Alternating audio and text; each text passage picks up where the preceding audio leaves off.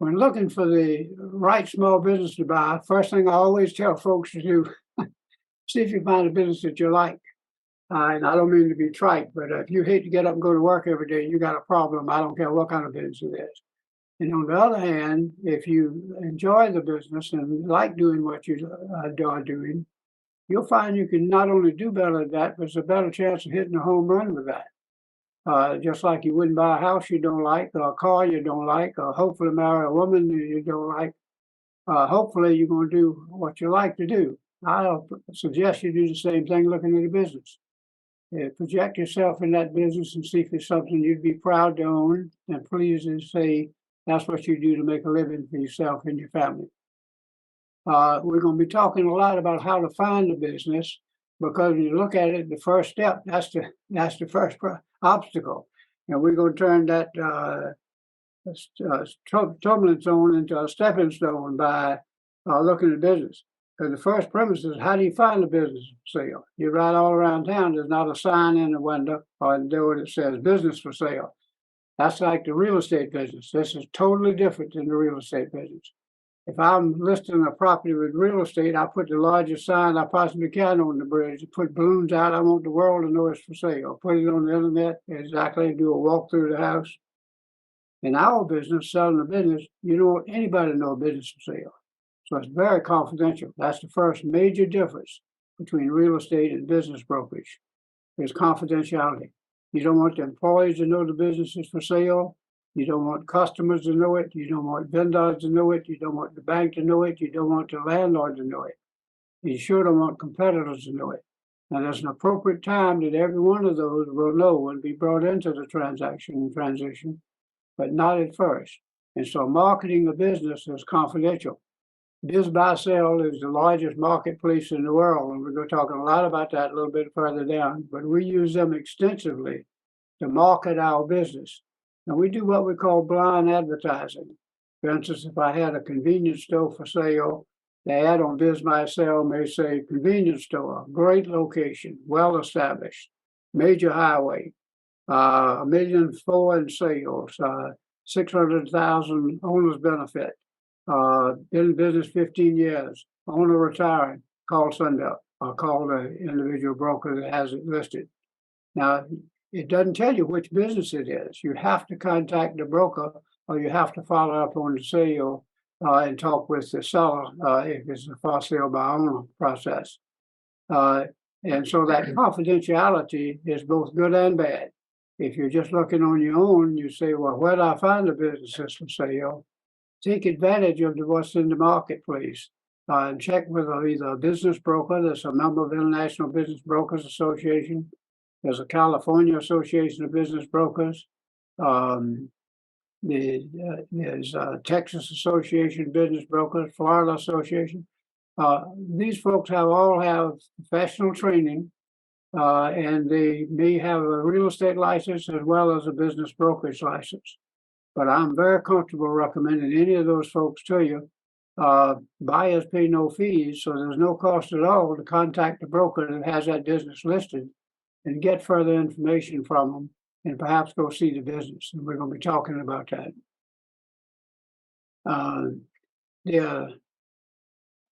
I think probably the biggest mistake folks make, and we'll talk further about this too, but is when you look at a business for sale, even on Biz Buy Sell, sometimes we have a tendency to call the broker and we ask the broker to send us information, including financial information on the business. And certainly that information is important. But the problem is you hadn't seen the business. And so oftentimes the financial information makes you decide not even, why would you drive across town and look at this? Profit was only $32,000, or it lost $12,000, or based on the financials, it shows $80,000, and you need to make more money than that. Chances are that business makes more money than that. But as far as the financials are concerned, if you hadn't seen the business, if you hadn't gone out on that first date, you'll never get there. I always say, a company I wish I had started is called It's Just Lunch.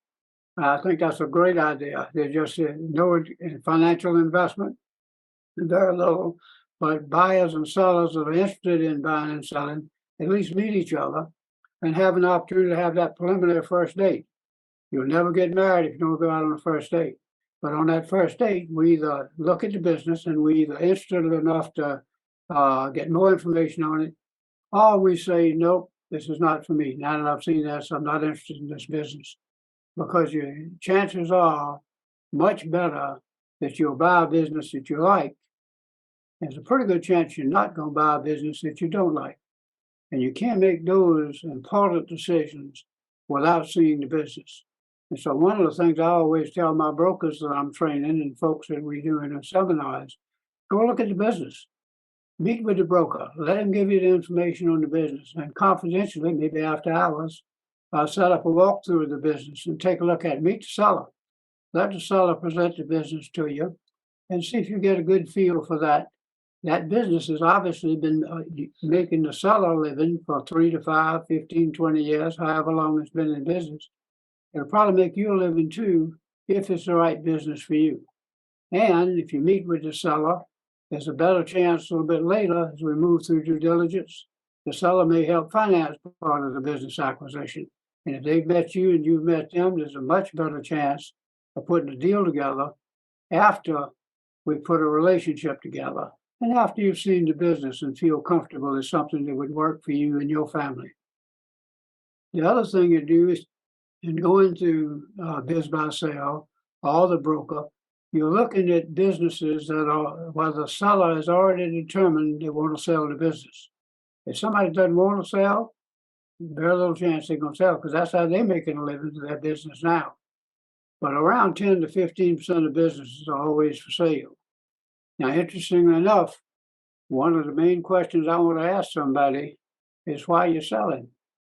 This is such a good business, how come it's for sale? But I will tell you this, most businesses sell for human reasons, more so than economic reasons. And what I mean by that is at some point the owner's going to die, retire, move, get a divorce, and poor health, unfortunately.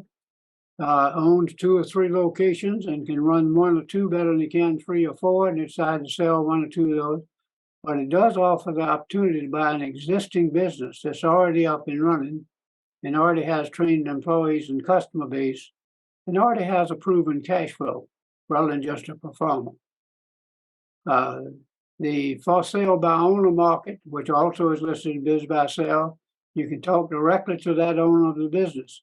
But you just need to make sure you follow a checklist of due diligence that we'll talk about there to make sure you protect yourself and the seller all the way through the process.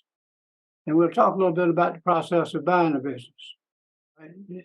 The harder reason to buy and sell, we want to go through what we call initial filters, you might call it, just to protect yourself by the same token, help you get through the process. I think the biggest thing we can do, and Small Business Development Center is addressing that, is add the educational format of how to buy a business as well as start up a business. Startups are tough.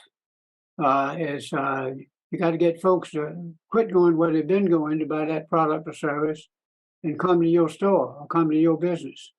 And oftentimes the failure rate on startups are very high. Buying an existing successful business should give you the opportunity to continue that success and make a living for you and your family, just like that business has been making a living for the seller and their family up to the time that they sell.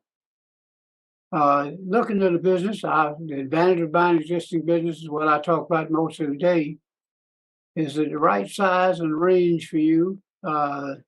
Obviously, you can't buy a $50 million company if you're looking to buy a business in a normal range of that.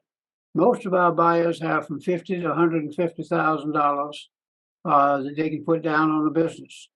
And other than that, the business needs to make them a living and pay any debt service that we'll be talking about there. Is the business located in a place where you want to live?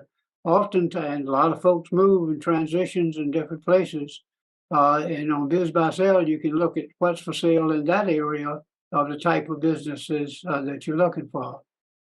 You have the skills to manage it, or can you learn the skills?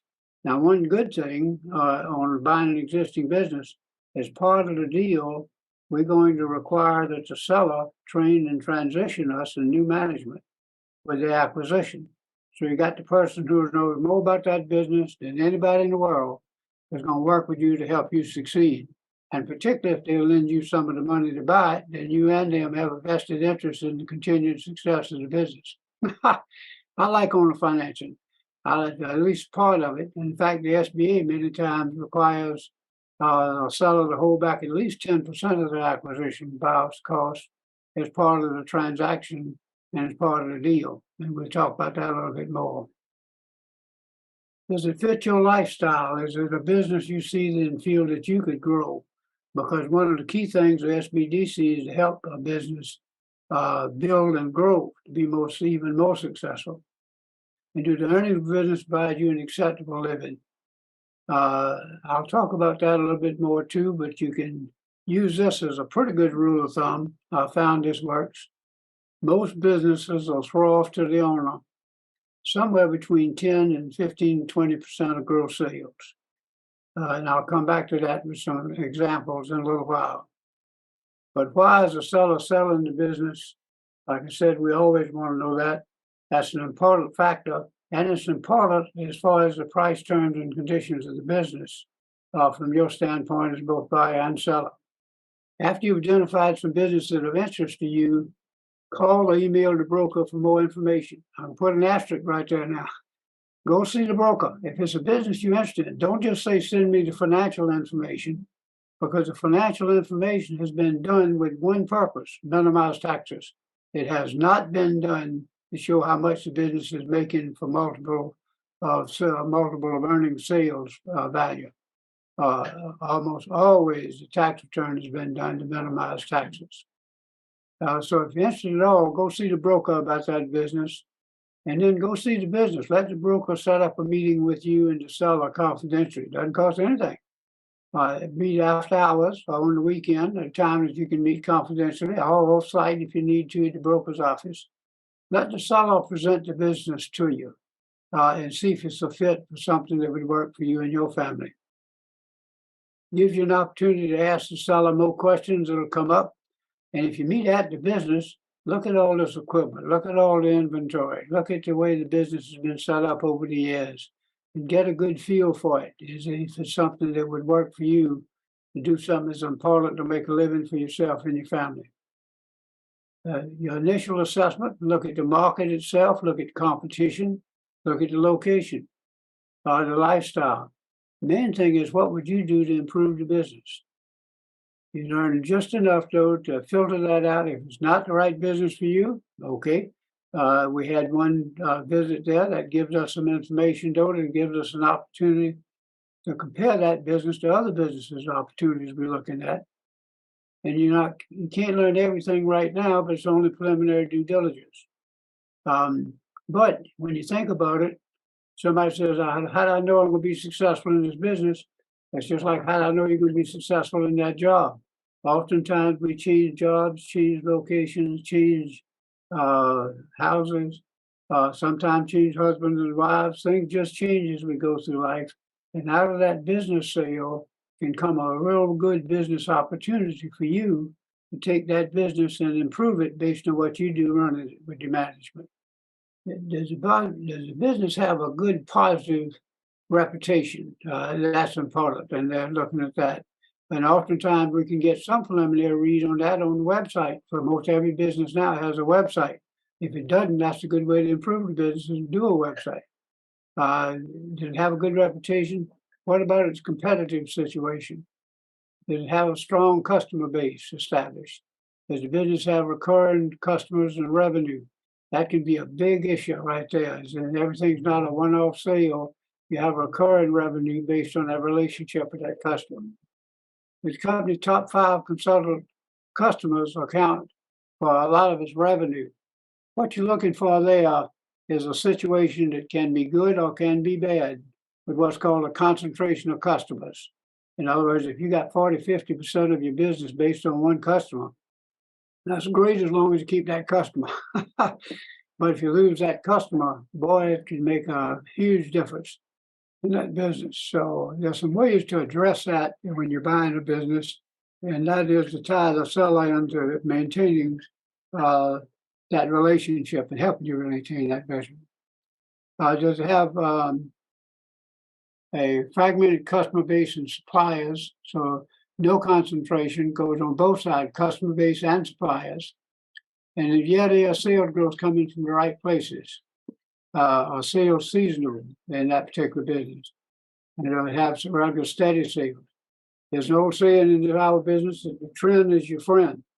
And I believe that to be the case. So as we look at the last 2 or 3 years financials, you might have to factor out some of the situations during the pandemic, because that may be an outlier as far as either sales or earnings are concerned, where somebody just survives. But I commend most small businesses that survive, because we never had a time before where we literally shut down business for 2 to 3 months and then had to come back to it. So there's been a lot of adjustments, but the folks in small business are agile and they adjusted to that. In many cases, they're doing a lot better. But look at that gross sales and look at that trend line to see what you're doing there.